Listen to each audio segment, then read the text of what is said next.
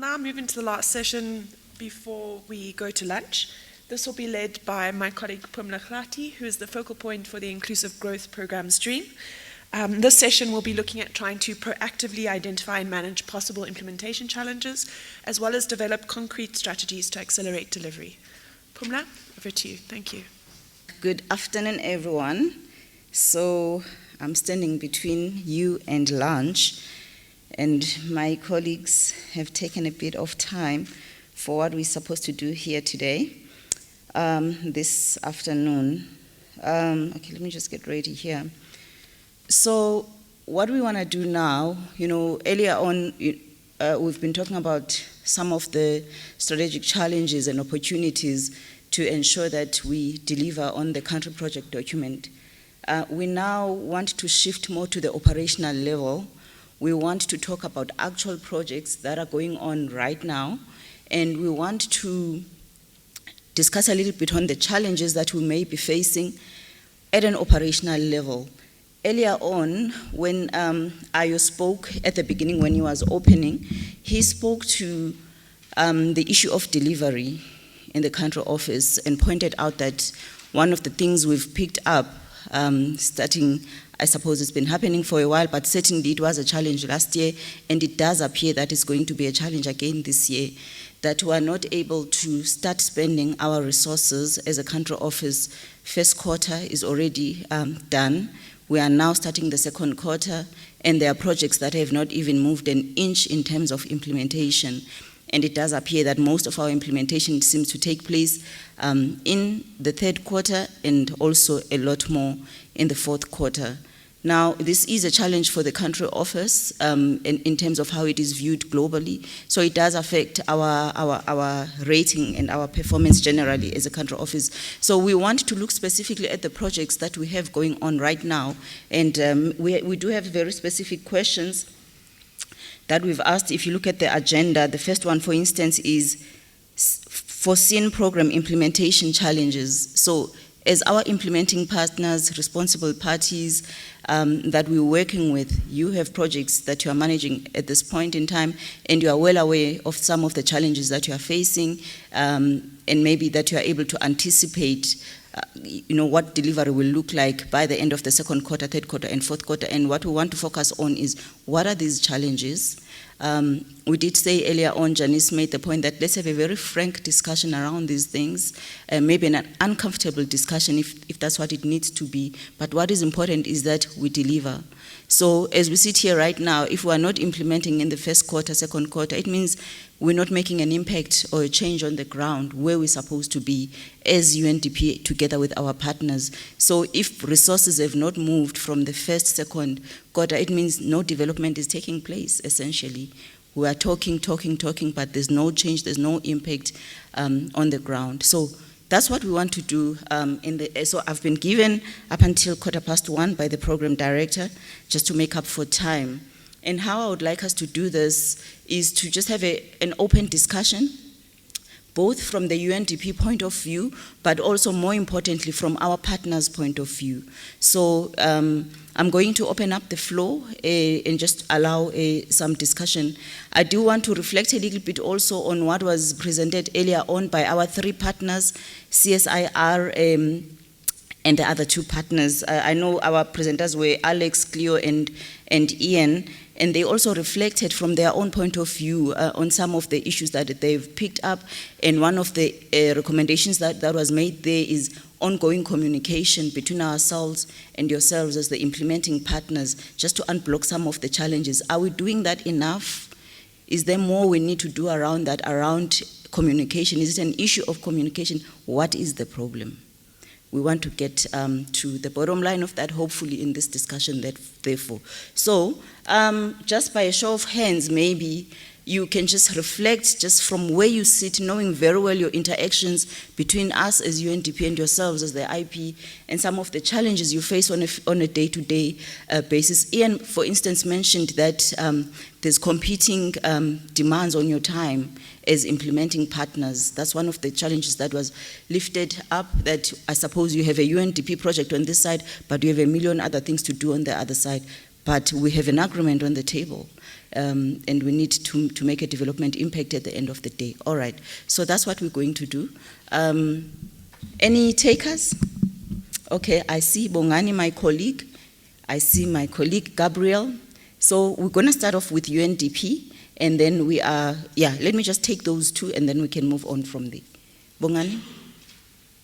I think sometimes the expectation is that somehow, especially in a government environment, if you know how government operates, is that the partnership with an entity like the UNDP requires, I think, a new way of working, if you're sitting in a government department. So it's not your traditional sort of, how government actually works from 8 to 5. So it's a new way of working, and I think sometimes there are challenges about people being able to adjust to that kind of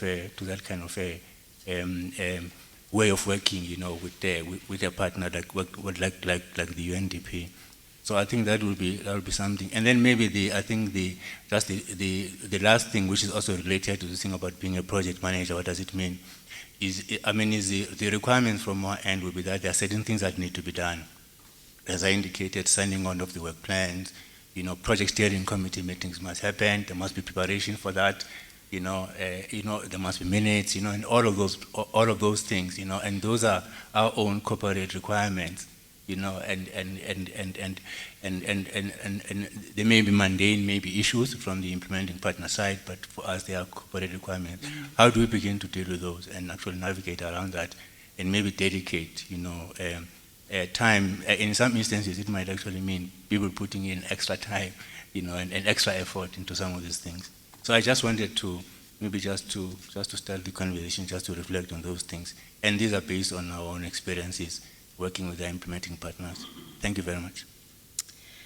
Thank you, Bongani. So basically, it's just a reflection. You've got us sitting on the one side of the table. We want to have this view of what is it like managing a UNDP project from the other side of the table.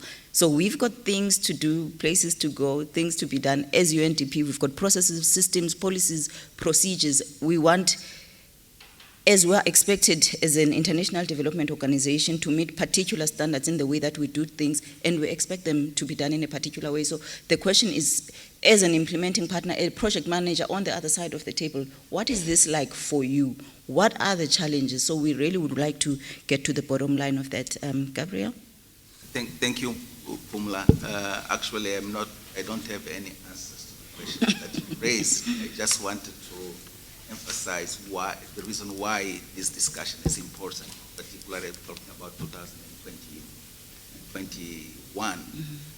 Just to share with our partners that UNDP committed what we call our integrated work plan. We committed to deliver about $10 million in 2021. But we are lucky, because when we say $10 million target for 2021, we were thinking on the resources that will be available. But today, if you look at our system, we have a budget of $14 million to deliver in 2021. Today, if we look at our system, our delivery is only 80% delivery. We are almost approaching the middle of the year. In an ideal world, at this stage, we'll at least have 25% delivery, but we're only 80%. So the situation, the picture is not good. That's why it's important to have this kind of reflection. And by not delivering, we are affecting other indicators of UNDP. Our revenue is low, and many other indicators are affected. That's why this discussion about delivery is extremely important. And it connects with everything. Aubrey was talking about assurance activities plan. If we are not implementing, how are we going to assure our activities? Assurance activities make sense when you are implementing. If you are not implementing, this plan is not going to work. It affects our evaluation. We have projects that are supposed to be evaluated this year. If we are not implementing, what are we going to evaluate? So delivery or implementation is key in our discussion. One thing that I have been noticing is that delivery is always done at the last quarter of the year. And I wonder why. maybe someone can help to respond to that. Why until June, July, we deliver very low, but only starting September, October, and I will say the largest part of our delivery is concentrated between November and December. And I doubt if delivering at that stage of the year, we are delivering with the necessary quality, or we are just doing it to spend resources. And the issue also with the delivering in November and December is that it causes other problem, is the delayed liquidation. Our financial books close in January officially. So if you don't liquidate the resource that you received in November, and it's very difficult for you to liquidate by that time because you have a short period to deliver, you have a holiday period, and then you create problems in the coming year. So I just wanted to raise those issues to emphasize why the issue of implementation, the issue of delivery is extremely important, and it would be good to hear from our partners, because most of our projects are national execution, it's not direct implementation. So if it's national execution, it means that the responsibility to implement, the responsibility to deliver is with our partners. UNDP is sitting here to play the oversight role and to facilitate, as you said, Pumla, in terms of ensuring that policies and procedures of UNDP are strictly followed. But the implementation is with our partners. So it's important to hear from what are the issues, what are the bottlenecks, how can we work together to address those bottlenecks. Thank you. Thank you very much. I think that really lays out the essence of this discussion, that delivery is, at the end of it all, the reason we're all here, all of us in the organization, working with the partners. So if we're not delivering, we are also, as Gabriel is pointing out, we can't communicate our results, we can't do oversight, we cannot monitor, there's nothing to monitor.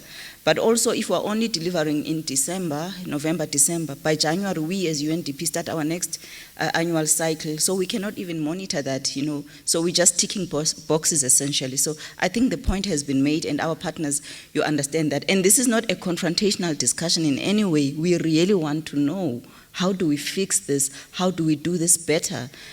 One of the points that has been made, I think, by Janice earlier on, is that we working with government, we are aware that your financial year starts in April, so January, February, March, you are also busy wrapping up the old year, starting a new year. We are aware of that, which affects us completely, because it means for that first quarter of the year, we have to give you space to do other things. But anyway, this is not about us, this is about our partners. We really, really want to hear from you. So any takers from our partners, our long-standing partners, our new partners, our partners that were just, testing each other out, what are your views around this? You've worked with other partners besides UNDP. Maybe you have other lessons to share, how things have worked elsewhere that you think can assist us. But this is the essence of why we get paid at the end of the day, and so we really need to improve on it.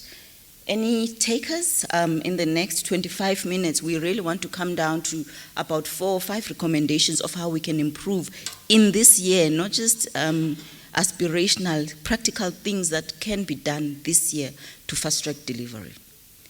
And I'm hoping my colleagues, if you can note the chat box as well, if any of our partners want to raise hands. Okay, let's do this. I've got a hand right there at the end. Please say, the floor is yours. Thank you very much.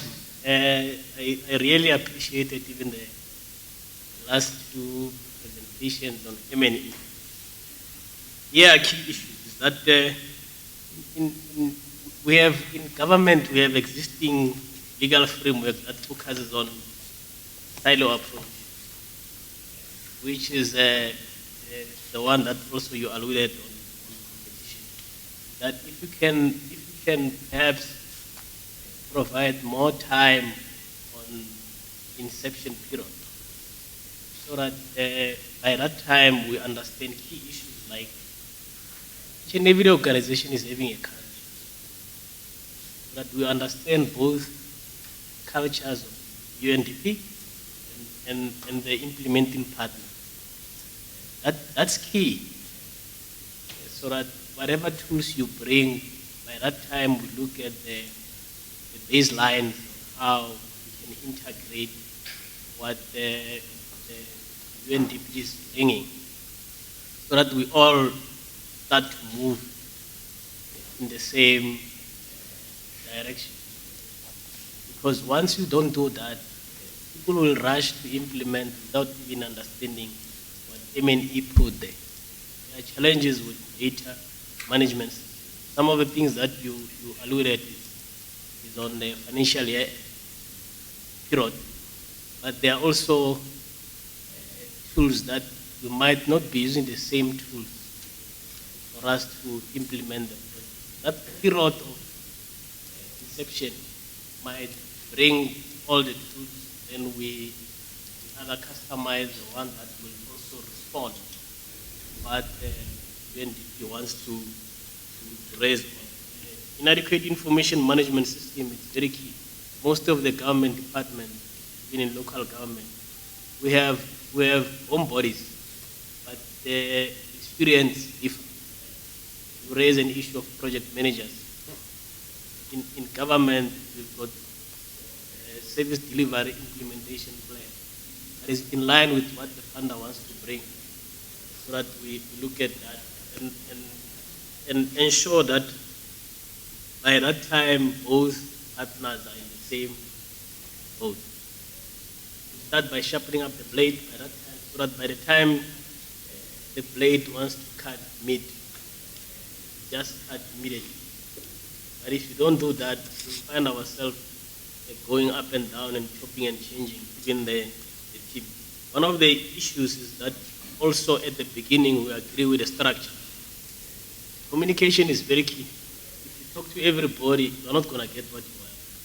If you've got a properly structured project teams that are able to deal with this, you eliminate the issue of silo in communication within both the departments.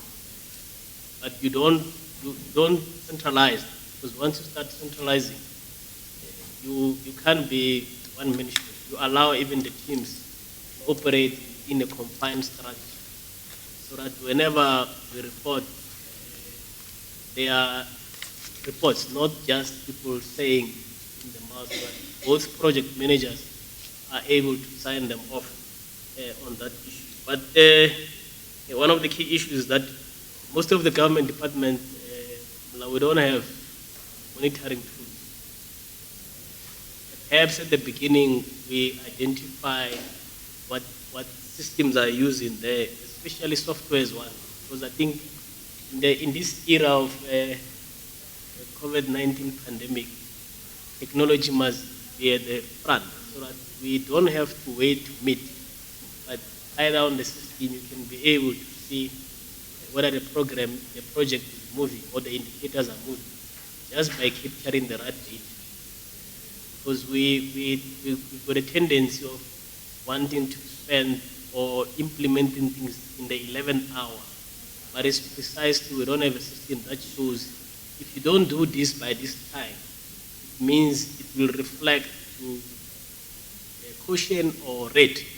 But if you can start having those systems, so that even if it's an implementer, I'm aware that it is not moving by this time, it comes to what the UNDP is looking at, that we spend money at 11 November, December. We have a similar challenge with MIG grants, but they carry on. Lastly is that on the transition to decentralization is very key for partners, so that we don't find ourselves to working without thinking that the funder also has objectives to meet. I'm talking from the experience that we had several meetings with both the heads of SALGA and the UNDP. That also play a key role at the governance way, that not only the project implementers are involved, but even the leadership be involved at the beginning. That also strengthened how we did improve based on that engagement. So I want to also to appreciate that, because the CEO was not part of the meeting.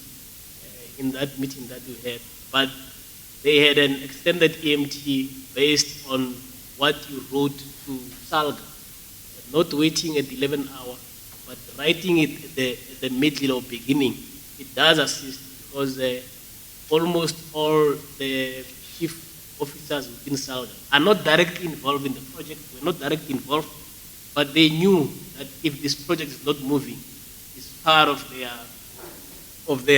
their mandate. So that also assists that the one-on-one session between the executive at the beginning will also ensure that they play their oversight role, because you cannot be players and referees at the same time as project managers. But through that, it does assist. Even last week, I'm talking from experience. Lance keep on referring to the data that we need to give, because they also have to report to government on the work that we've done.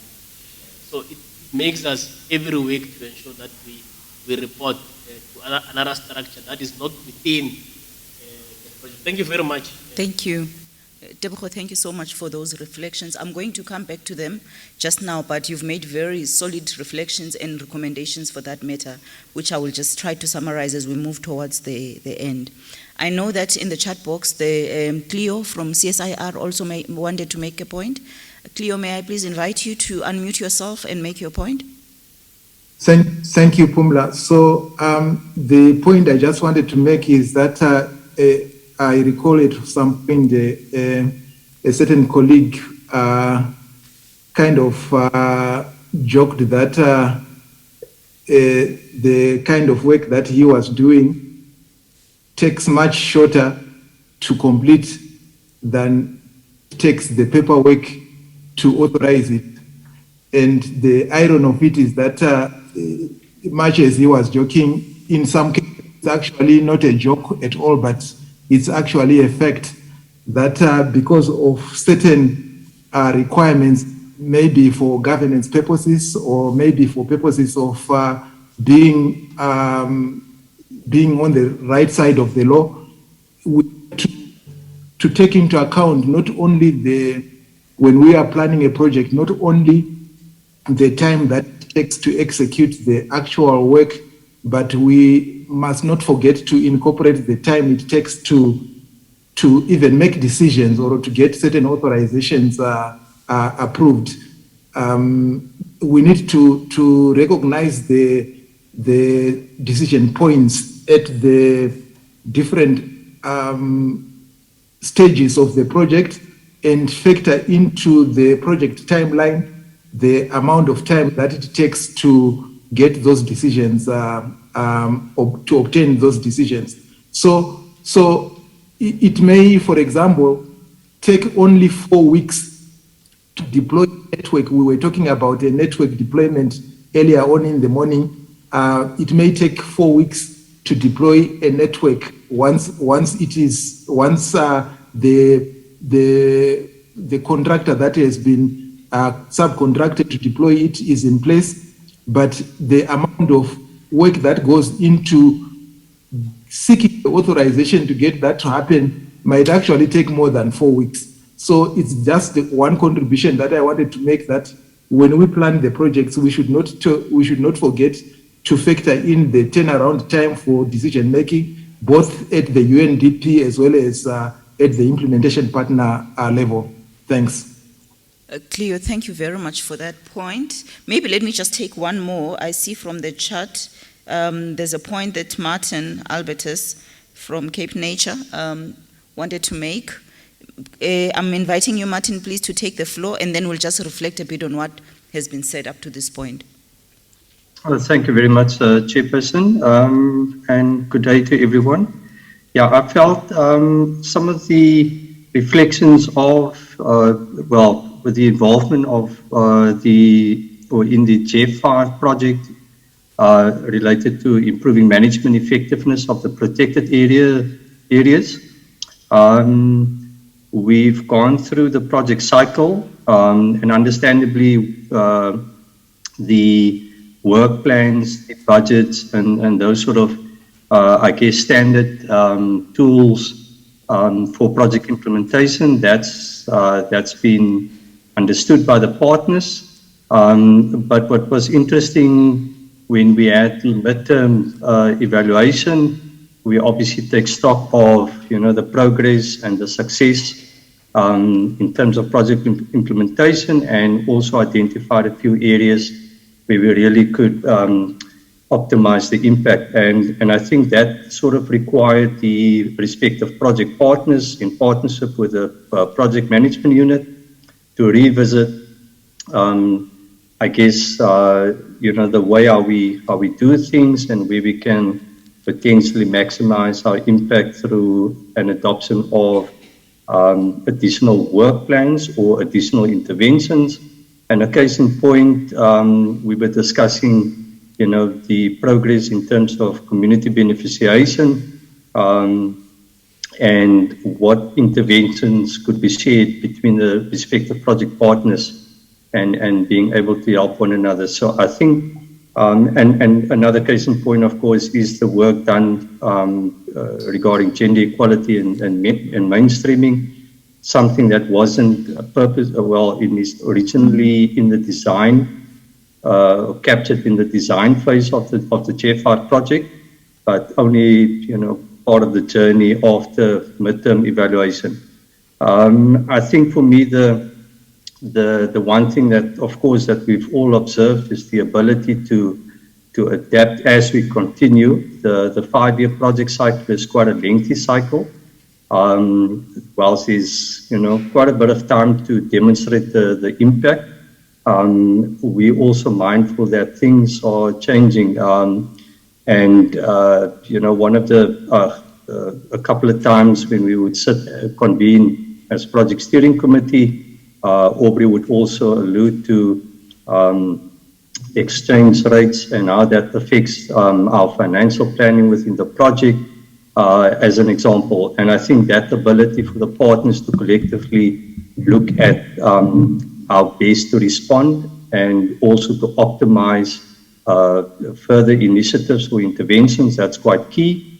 And hence my proposal maybe for us to look at how do we strengthen the fact that we have a network of partners, I guess, well-versed and experienced and knowledgeable about the different reporting frameworks or strategic results frameworks within a project of that nature. And then how do we strengthen capacity, whether at site level or institutional level, in terms of adaptive management approaches. And I think that's been the sort of an overarching reflection of what we've picked up during project implementation. How well are we able to adapt, and what other measures would be needed, or what other measures are required to strengthen that competency or capability. And then I think ultimately, when we reflect on the success of the project, have we successfully demonstrated the project at scale, and being able to celebrate the achievements. Thank you very much, Chairperson. Martin, thank you very much for those inputs. And I'm noting that also in the chat box, you've provided very specific recommendations, which we're going to note and take forward. All right. So I'm just going to take a few steps back. I know we have just less than 10 minutes, I think, to wrap up this discussion. But a few suggestions have been made for us to consider. First of all, I think some and most of the inputs that are being made is just understanding one another as institutions, right? For instance, the first point that was made by Deborah earlier on, allowing enough time for inception, building that rapport between the institutions, understanding each other's cultures, and clearly we have a culture as UNDP that perhaps we take for granted that institutions must just understand and run with it.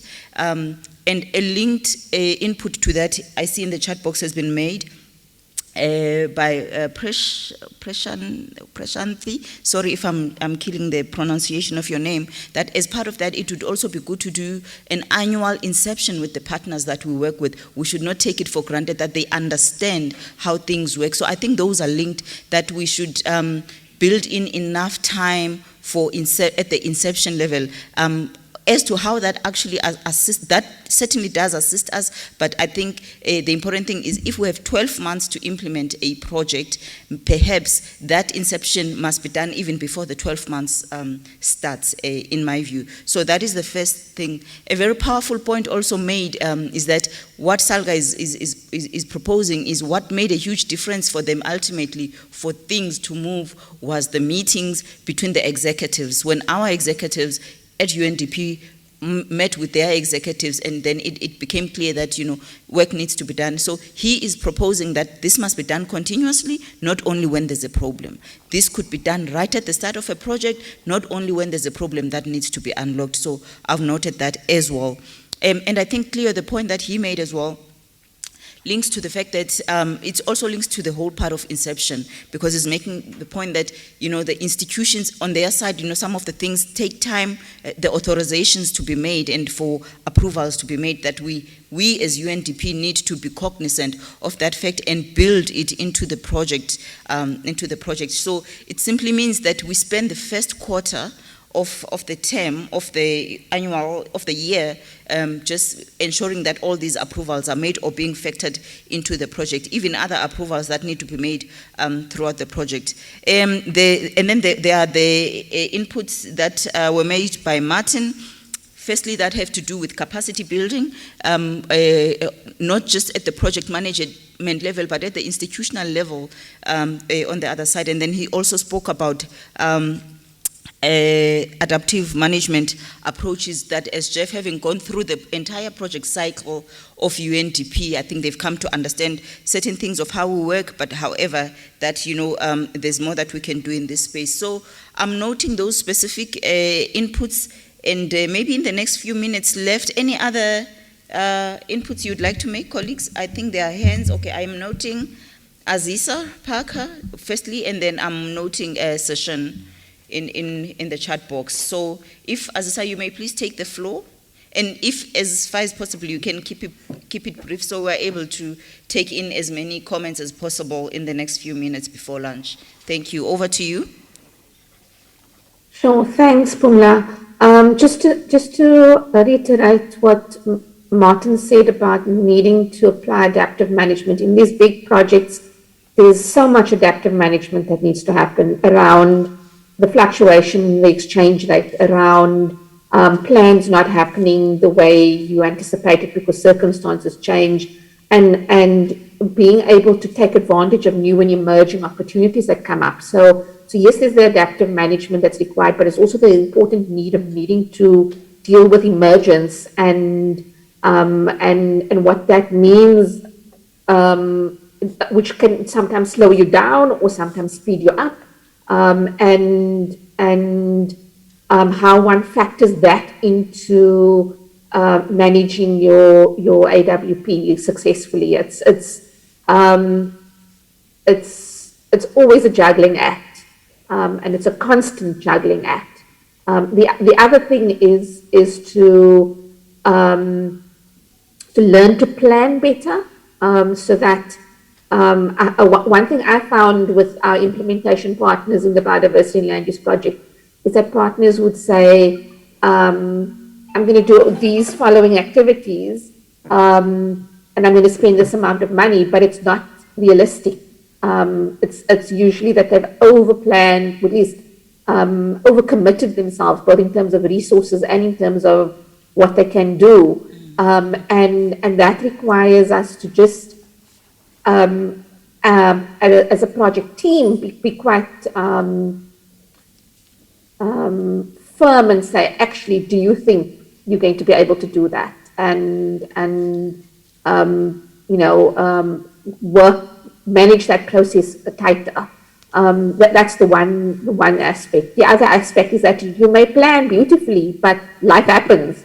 Like last year, COVID happened, and then everything goes out the window. And COVID is just an easy example, but there are so many small little things along the way that can happen, that can result in derailing your plan for the year, and that are very often outside of your control. Thanks. Thank you, Azisa. I've noted those. And then maybe just moving right ahead to you, Session. Thank you, Madam Chair. So I think this latches on to what was said earlier on about M&E, but since the discussion is moving more and more towards how UNDP can help the partners in operationalizing their projects better, I want to touch on the fact that M&E, in my mind, has two dimensions of appreciation, an internal and an external. And whilst I think UNDP has done a superb job in helping us as an institution in terms of the internal appreciation, that is the use of M&E data for monitoring the program by the UNDP and the institution, I think a little more could be done in terms of the external dimension for appreciation of M&E. I think more needs to be done about publicizing, the outcomes, the achievement of milestones, the lessons learned in not achieving milestones. So I think, we need to make sure that as UNDP moves forward with its partners, it is capacitating the partner to deal with both the internal and external dimensions of M&E appreciation. Great point. Thank you so much for that. So the last 2 points, if I can just summarize, that have been made, I think quite aptly so, as I saw you make the point that we work in a development space, things change all the time. The environment is very dynamic. We must learn to adapt, but we must then, it must be inherent in the way we plan the projects that we were adaptive to the changes that we come across, but also the planning itself, that it must be realistic. I think this is a very important point. In as much as we want to make impact, leave no one behind, I think the point you are making is that the plans must be realistic and achievable. So I think most of the inputs that are being made, from what I'm reflecting on, have to do with planning. That side of project management is to the plans that we put in place, and just relationship management, at the level of the executives, but also on a day-to-day basis in terms of communicating on the ground. And then the last point that has been made around external dimensions of M&E, that we need to consolidate these lessons as UNDP and look at sharing the lessons learned on what is working and what is not working, so that they are also infused as part of the project planning. So thank you very much for that. And this is a very helpful discussion for us as UNDP, and I really want to employ and invite our partners to even use the chat box, continue doing so throughout the day, not just only now, to make your suggestions of how do we do this better?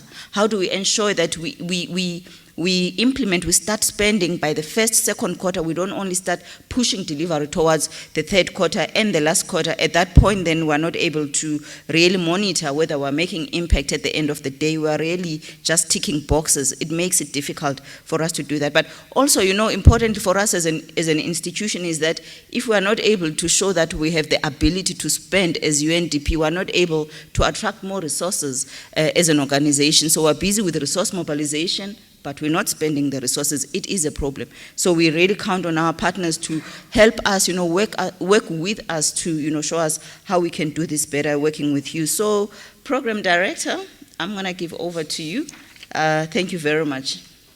Thank you, Pumla, and thank you so much again to all of our participants who made inputs into this discussion.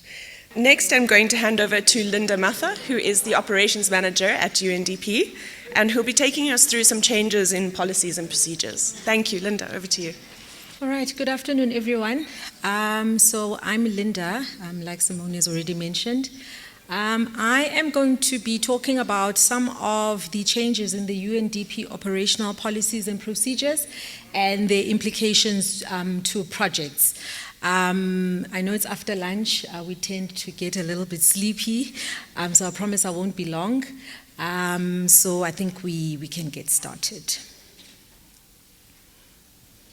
So basically today we're just going to be covering three policy areas. There are a couple of other policy changes that have happened within UNDP, but I think for operational purposes, these are the three ones that we're going to be focusing on. So we're going to talk about a little bit about service clustering that has happened within UNDP, and how that is going to have an implication on projects.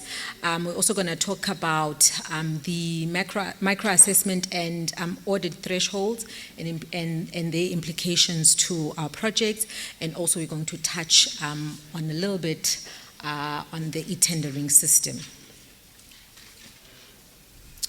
So in terms of the clustering of payment services, as of 22 March, UNDP has centralized its payment processing to UNDP's Global Shared Service Center, which is in Malaysia. This forms part of a wider clustering project where some of UNDP's operational services are being clustered in various centers. There's one for HR, which is in Copenhagen, and then there's also one for procurement, which is planned for Dakar. So basically this clustering of these services, operational services, forms part of this wider clustering project implemented by UNDP.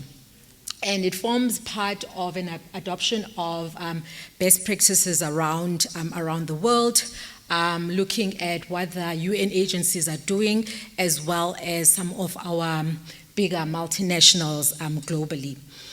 And then the business case basically for this clustering of services highlighted when UNDP sort of did an assessment and looked at what kind of benefits we could get by adopting this kind of approach. The business case identified both qualitative as well as some cost benefits for the organization. And some of those qualitative benefits include the standardizing of service delivery across the organization, service quality across geographies, transparent service pricing, standardized mechanisms to monitor and report on service quality, risk reduction, as well as cost reduction and opportunities for cost-effective automation. So basically, this forms part of those qualitative benefits that have been identified. And in terms of how we can further look into how these would benefit the organization is if you think about things such as audits. With this kind of system, you can now approach an audit within UNDP in a very simplistic approach, because everything is being done the same way across offices globally. So it basically brings the standardization of services and feeds into how some of our audit processes can be made simpler. And then also the business case for the clustering of services, like I mentioned, also highlighted some cost benefits for the organization. And these basically go up to over millions of dollars per annum, which UNDP can save on because of the process efficiencies that the clustering brings to the table. And then also in terms of implications to projects is that obviously in terms of processes there are going to be changes within how we do things in the office, because we are now going to be talking about a split of responsibilities between what happens within offices and what functions would now move to the Global Shared Service Center. And then just zooming in a little bit into basically those implications, like I just mentioned, we're talking about the split of roles and responsibilities between UNDP project staff and GSSU, and this has an implication on what can be processed in office and what would then need to move over to the service center. This also means that some of our standard operating procedures within the office need to change because we need to adjust them to be in line now with the new processes as it relates to the split of responsibilities. Obviously, this impacts now, so maybe just to explain a little bit that GSSU focuses a lot on the quality of submissions. So this is going to impact the type of documentation that the office would be submitting to GSSU for processing. So we're going to have to zoom into the quality as we prepare our submissions for payment. This also means that our processing timelines will adjust. We're now looking at a twofold payment system where the request is initiated at the country office level and then it moves over to GSSU for processing and finalization. So obviously this means now with a twofold system, it could mean that our timelines could be extended a little bit. However, maybe I should just touch on the fact that even though we are looking at a twofold system, the process in itself is designed to sort of bring better efficiencies within our processes. However, as with any new process, there's a learning period, so it might take a little bit of time to adjust before maybe we can actually see those benefits in terms of process efficiencies. And then bringing it back to projects, if we look at maybe how what the implications are going to be when it comes to projects and the kind of transactions that are linked to project implementation. If you look at advance payments and liquidations and maybe payments of contracts, of project contracts, that's going to have an impact because part of that process now is going to move over to GSSU. The country office is not going to have full control of that process. And like I mentioned, there's focus on data quality. So we are going to be very, very meticulous in terms of, we're going to have to be meticulous in terms of the preparation of our payment submissions so that we avoid back and forths between offices and the service center and to make sure that our requests are processed on time. The focus on quality also links back to what I mentioned earlier in terms of standardization of processes. So this makes it possible for anyone to move from, for instance, one office to another and be able to perform the exact same function because everything is standardized, so you are able to basically pick up on any system wherever you are in the world. However, with the move to GSSU, the accountability for transactions and their quality still remains with local offices, and the responsibility to guard against transaction risks such as fraud would still rest with UNDP, the local office, as well as its partners. So I think this is an important thing to note, that as much as some of these responsibilities are going to move over to the service center, we as an office, together with our partners, we still remain responsible to ensure that all of these transactions have limited risks to them. Then moving on to HECT, Aubrey articulated this earlier in terms of what HECT stands for, and the policy around micro-assessments and audit thresholds. There are a couple of changes that have come into effect as of 1 January this year,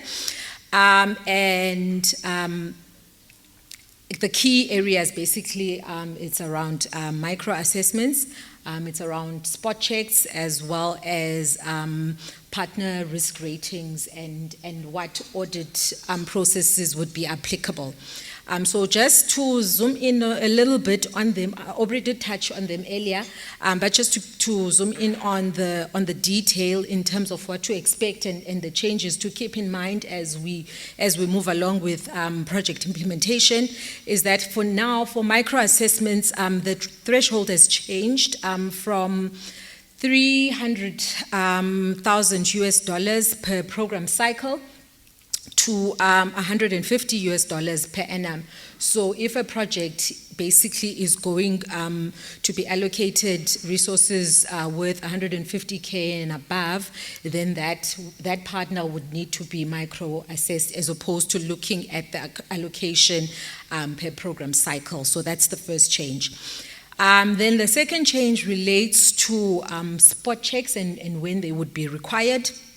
So, for instance, for partners, we look at the actual expenditure, like Aubrey mentioned earlier, and the threshold that's applicable now for a partner to undergo spot checks on an annual basis is if they expend to the value of $50,000 and above. So then they would need to go through spot checks for that expenditure. Then the third component relates to when audits would be applicable for a particular project, and this is linked to how partners are risk rated. So for partners risk rated as low and medium, they must have an internal control audit conducted at least once every other year if their expenditure exceeds $200,000 US per year. So that's the first threshold. The second threshold is where partners risk rated as significant or is unassessed, then partners must have audits conducted every year when their expenditure exceeds $200,000 per year. Then the third one is where partner is risk rated as high, then there needs to be written clearance from OFRM to engage and issue cash transfer to that partner. Otherwise, a DIM audit, so the DIM audit guidelines would apply if direct implementation of full country office support to NIM is selected. So briefly, those are the changes that have come into effect as of 1 January. I think maybe we might have to look at these twice, three times to sort of get a clear sense of what they actually mean. But I think it's important to note that they have come into effect, and as we move along with our program implementation, at least we're aware that these are the kind of things that will be required. So when we look at both the clustering of services as well as the audit thresholds, we're talking about a couple of implications, obviously, to projects and what that is going to mean for us on the ground.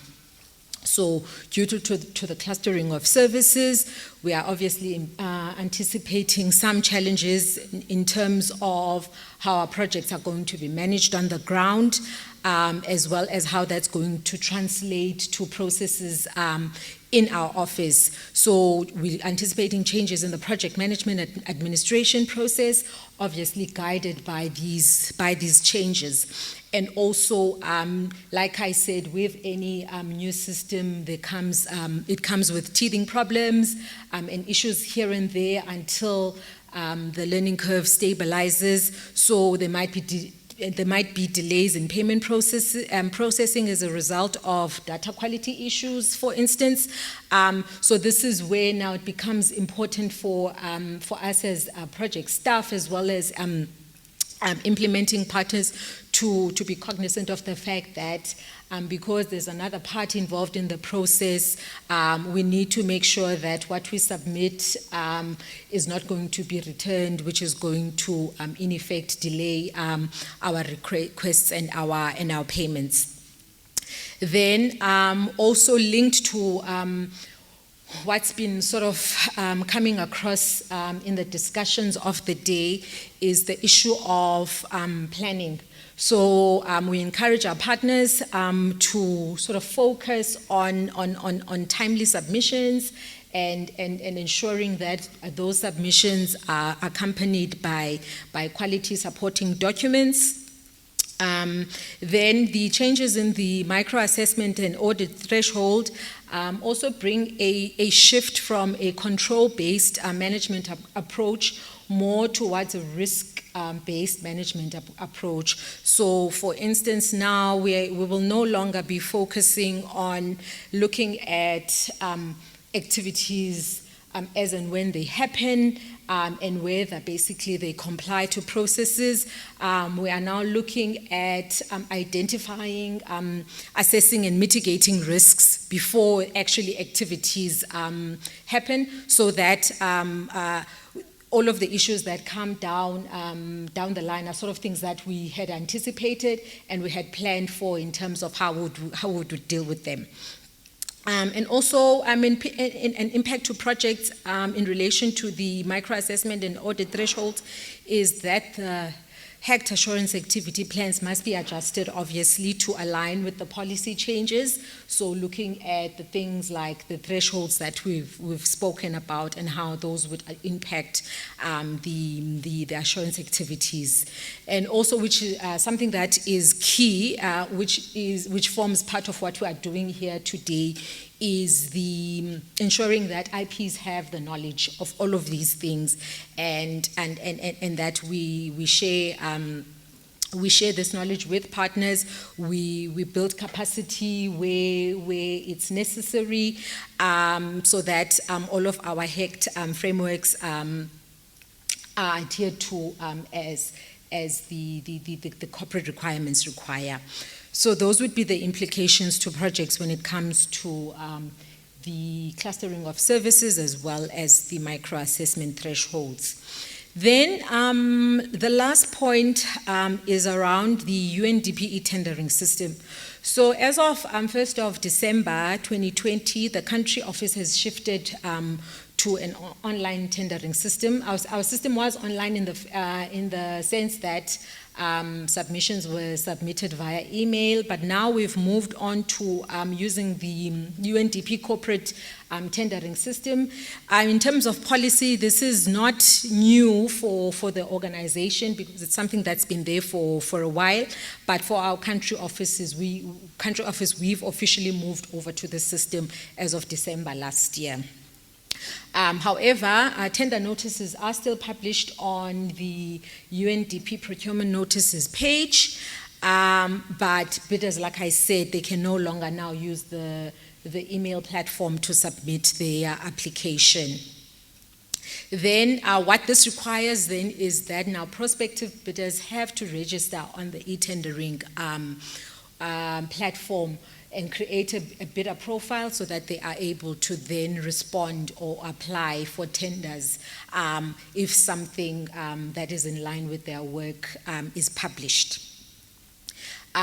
Also, I think what we are hoping to accomplish as an office by moving over to this system is to grow our database, because I think this is an easier platform to sort of collect that information and of service providers and have a list of potential suppliers or service providers when we need them. What this means for project staff and partners is that we should encourage our supplier and service provider networks to go into the system and create a profile so that once tenders are published and they are in line with their service offering, then they are able to respond and apply for those tenders. And then this is just a link to the e-tendering site for information purposes. And then, so lastly, in terms of implications to projects with respect to the e-tendering system, probably there will be delays in the procurement of goods and services due to prospective bidders maybe having to familiarize themselves with the system. Also, I think with any new system, you always have to manage change. So you'll find that maybe some bidders will still insist on doing things the old way because that's what's comfortable and that's what they know. However, I think we as UNDP staff and partners have that responsibility basically to sort of try and shift service providers and suppliers towards that platform. Also, this is linked to the planning that was spoken about earlier. For this kind of thing, the earlier we plan, the better, because it gives us then time to sort of manage things like technical issues, which have been things that have happened in the last 4 months that we've been using the system. So where bidders leave their application process to the very last minute, then unfortunately it may mean that they may miss out on the opportunity to apply for tenders. However, if they give themselves enough time to look at the requirements and start the application process on time, then where they face technical glitches, at least they will have time to come back to the office and request the assistance that they need. So that's another key thing that we need to keep in mind as we engage our supplier networks. Like I said, bidders should not leave the application process to the last minute to avoid missing out on the opportunities. Also, it would be good for both UNDP staff and IPs to maybe familiarize themselves with the tendering platform, to promote its use to our prospective bidders and our networks, to sort of facilitate this process of moving over to the e-tendering system.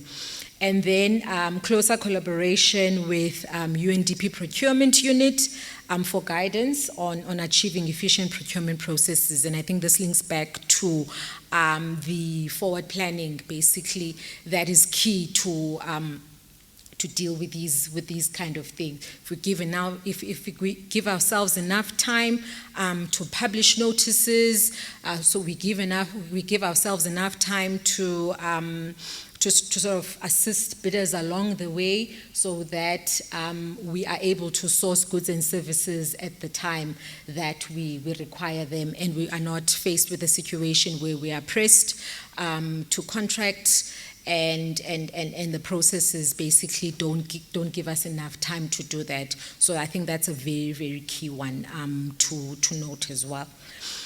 So, like I said, I was going to be brief.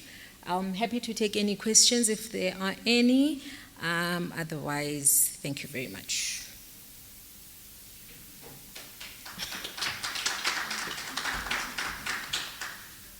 Thank you so much, Linda. And again, these presentations will be shared with everyone afterwards for recap and memory. We're now going to move into one of our final sessions, which is a questions and answer. This will be facilitated by Bongani Matumela, who is our focal point for the governance program stream. Bongani, I'll hand right over to you. Thank you. Good afternoon, colleagues. I think really mine is quite an easy one. It's just to facilitate, any if there are any additional questions and perhaps additional issues that people want to raise.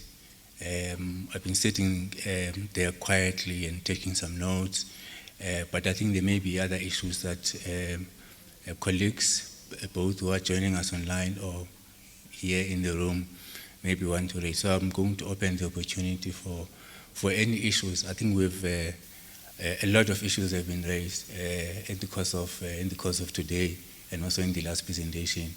So I would like to invite colleagues maybe to raise any issues that they have. Some of the challenges, there was a reflection on the challenges in the morning and some of the experiences. Perhaps there are additional issues that colleagues would like to add. So I think if we can open up the session for that. What I will also do, towards the end of this session, just is to remind us of some of the key issues that came from the discussion today. I will open up the floor for questions and answers. Are there any other issues?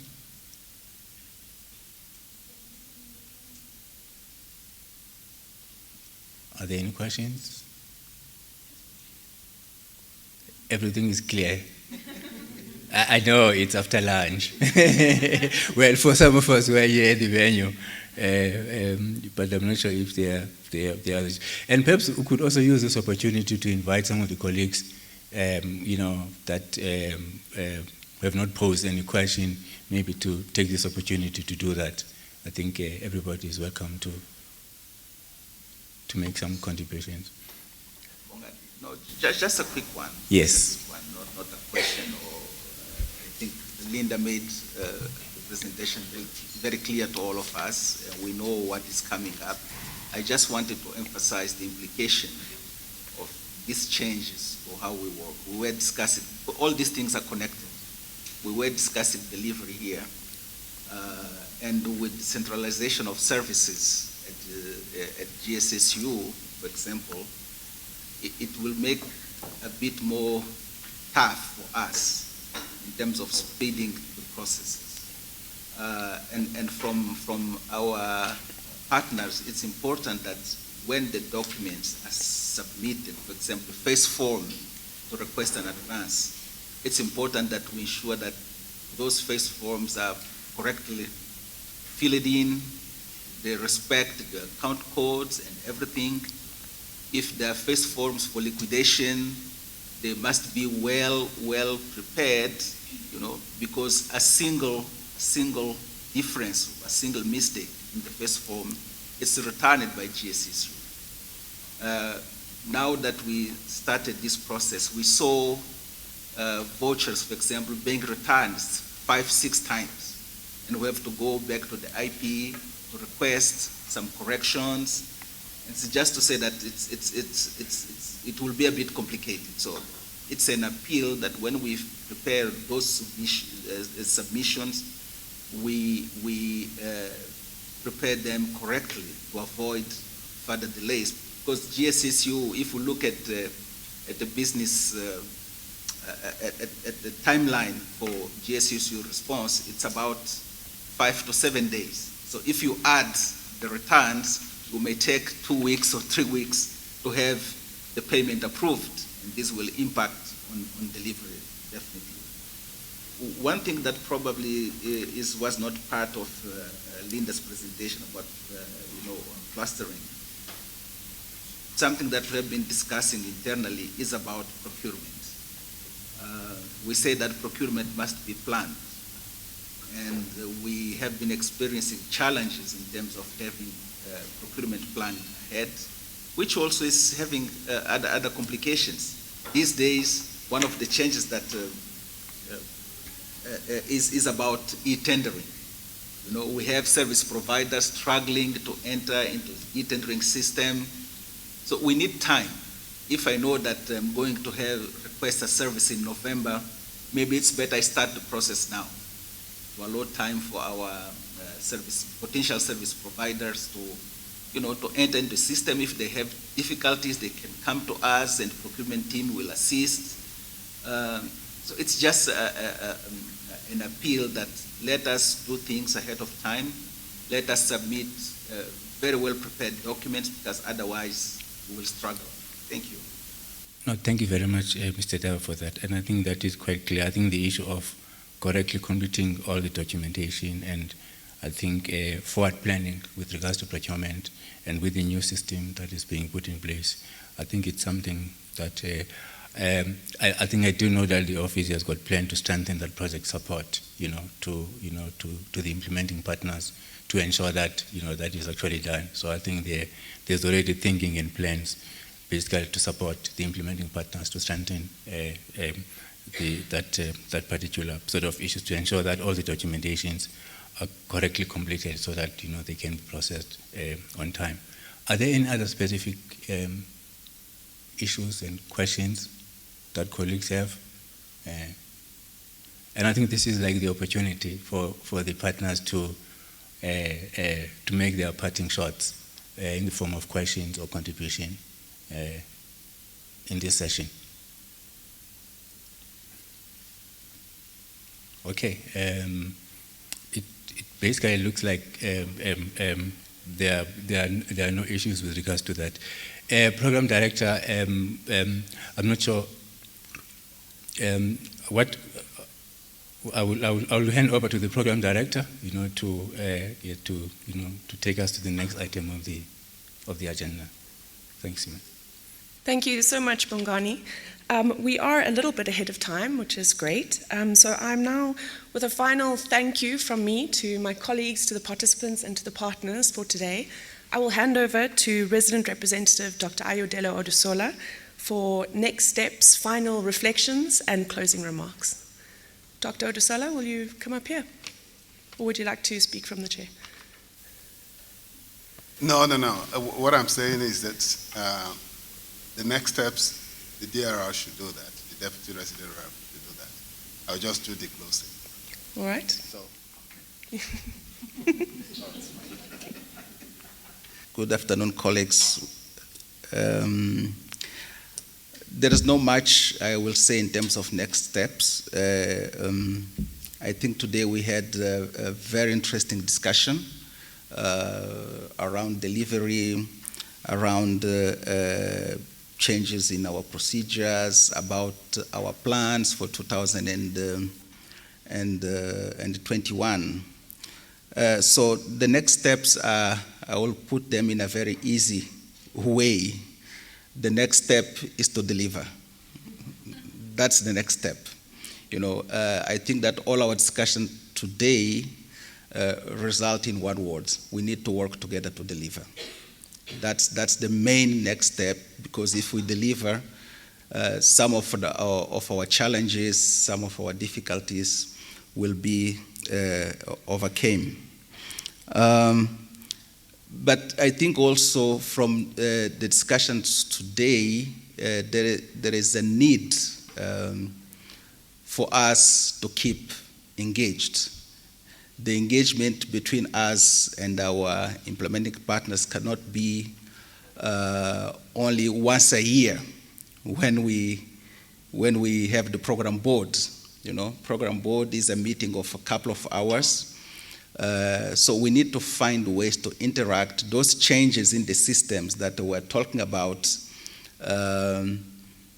should not be only shared during the program board. They can be shared in, regularly as we go. Just to share one experience we had this year, which was very fruitful, the Energy and Environment team organized a session that was called Lessons Learned and Exchange among different partners and UNDP. This is something that should be replicated in all areas of our work. So let us not wait for the program board. Let us engage as partners by clusters and have these different meetings. I think it will help us to resolve some of the challenges that we are facing. Another important aspect in terms of next step, we have to ensure that, as it was said here, that the project boards meet regularly and are the privileged forums to discuss project management aspects. And we need to link project board and program board.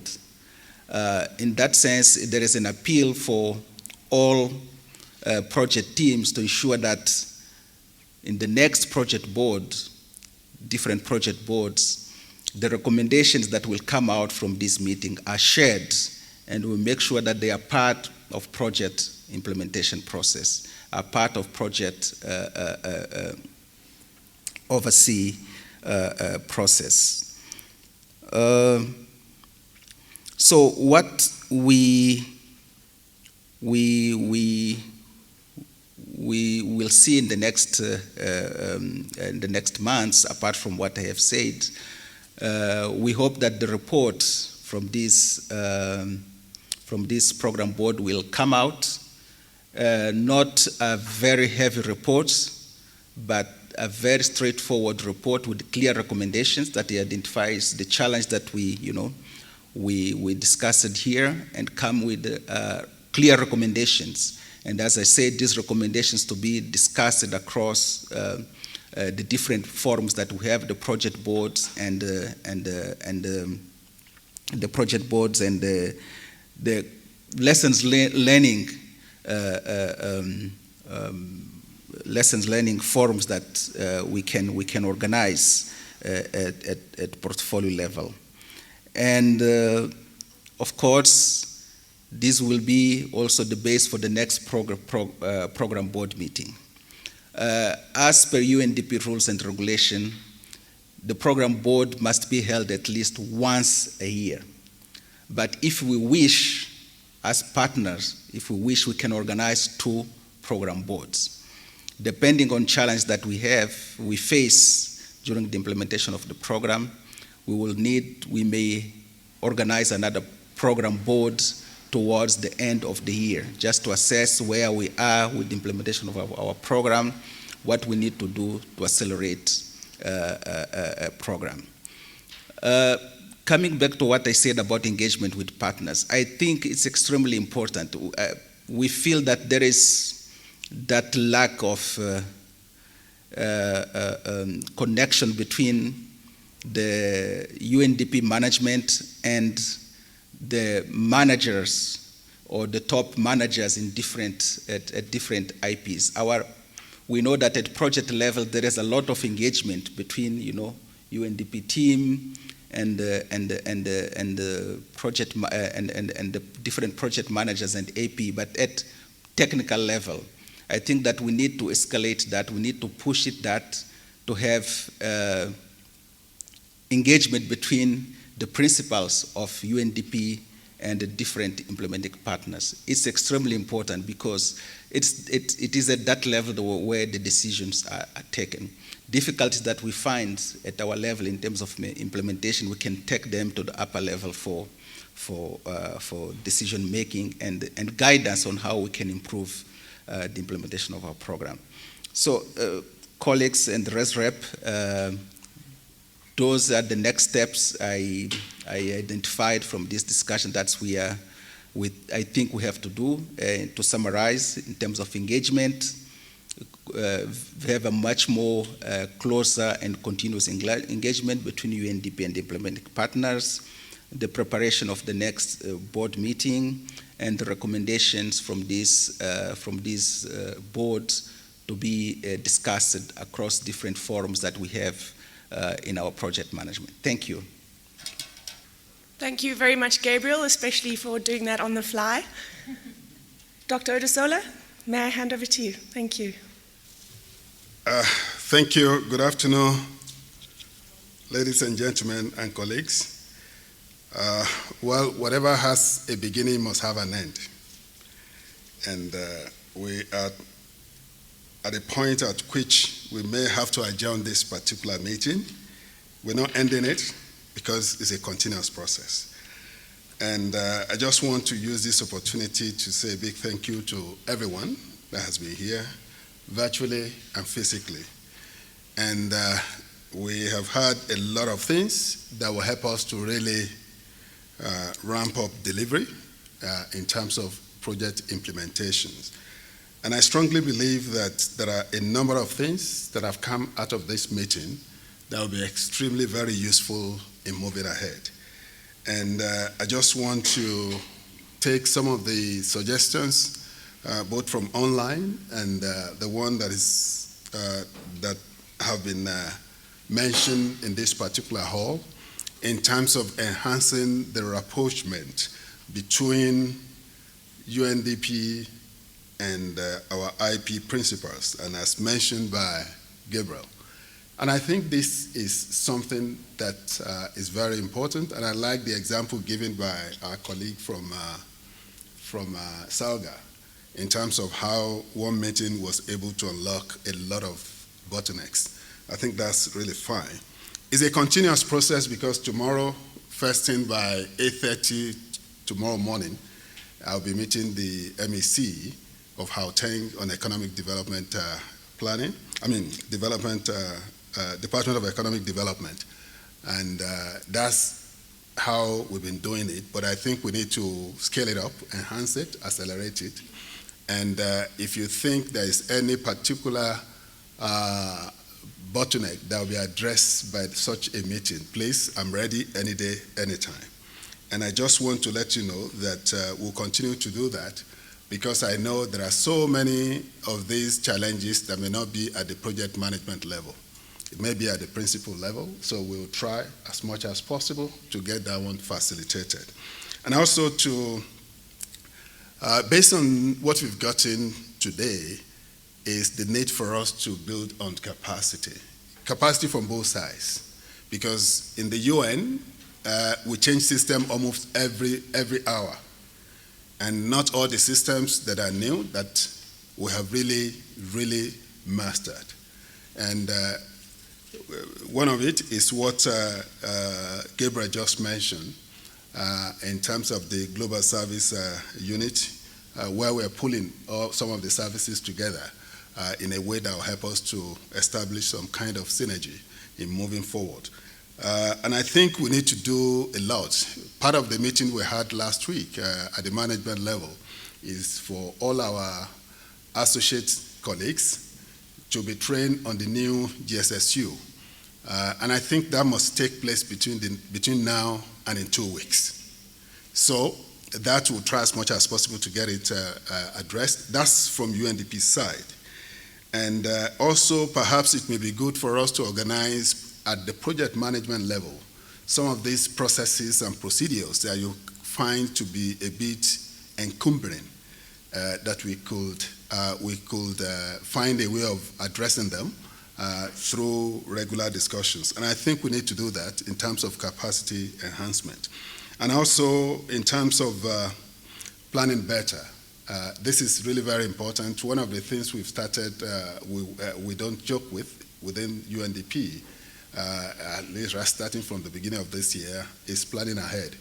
Because there are so many things we lose if we don't plan far in advance. And that's one of the major bottlenecks we've been having. And we strongly believe that all our IPs too, we are ready to work with you to plan ahead, to get procurement you want to do. If you want to procure something in September, the advice is start in May. So start far in advance, 3-6 months in advance. That will help us to really even deliver before the actual time. And I strongly believe that there are so many other things which we need to put in place. And I think continuous engagement between our team and yours will help us to really break this. Just last week, I was having discussion with colleagues at headquarters. And I saw an opportunity of grabbing some resources. And they quickly cautioned me. They said, okay, they knew I could use the influence to get it, but they just went into the technicalities of it. They said, okay, can we see your delivery now? And I saw my delivery, I couldn't talk again. Because what we have implemented so far out of the work plan we plan to do in 2021 was just about 6-7%. Whereas we have some countries that have gone beyond 50%. They said, okay, let's adopt Jesus' principle. You got 10 talents, because you turn it to 20, get more. You got 5 talents, you turn it to 10, get more. But you 1 talent, you buried it. So they categorized South Africa to be among the 1 talent group. So delivery matters a lot. It affects so many things. So because of that, I lost the opportunity of mobilizing about $250,000 just to one single swoop.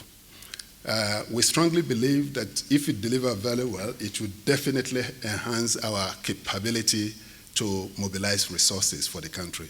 So I just want to really enjoin all of you to see what can we do practically to shift the frontier of project implementation. Let's address the bottlenecks we've mentioned and see how we can push it forward. And I think this will help us a lot.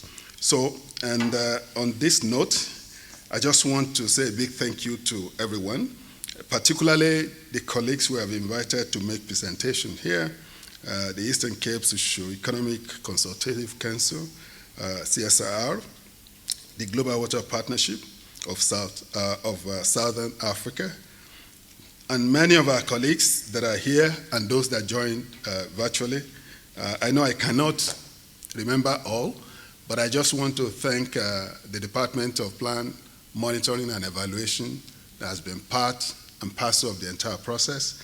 And thanks to my dear sister, Dr. Kefilo Mafiten for an excellent job in terms of the intervention and being with us in spite of her conflicting activities today. So we just want to really thank that department and the National Planning Commission in general for always being with us in the UN. And I just want to also thank our colleagues that have been here and those that joined. I can just mention a few of them. The Gauteng Province, particularly the Department of Economic Development, Public Service Commission, SALGA, Department of Environment, Forestry and Fishery. We have the Sambi, Cape Nature, and so many other of our partners that are here with us. My sincere apology if I couldn't mention your institution. My memory is a bit limited, so I couldn't capture all of them. But I just want to say a big thank you to you and to the institutions you represent. We really want to really see how we take this initiative forward. Our job is not to create any new structure. It's not to create anything, but to work with you to achieve the plans and the objective as well as the priorities of your various institutions. And you can count on us as a partner of choice in working with you to really shift the frontier of development in South Africa. And also to really mention, sorry, I can see my dear brother from SASA. Yes, now, yes. Thank you for being with us. The idea is for us to really work with you. Whatever you think we need to do, please, if you think UNDP needs to make some improvement, never hesitate to let us know. It is only through frank discussion that will help us to really move ahead. And we want to know those things we need to change. I know there are so many of them we cannot change, but we can write to headquarters to help us to see how we can navigate around it.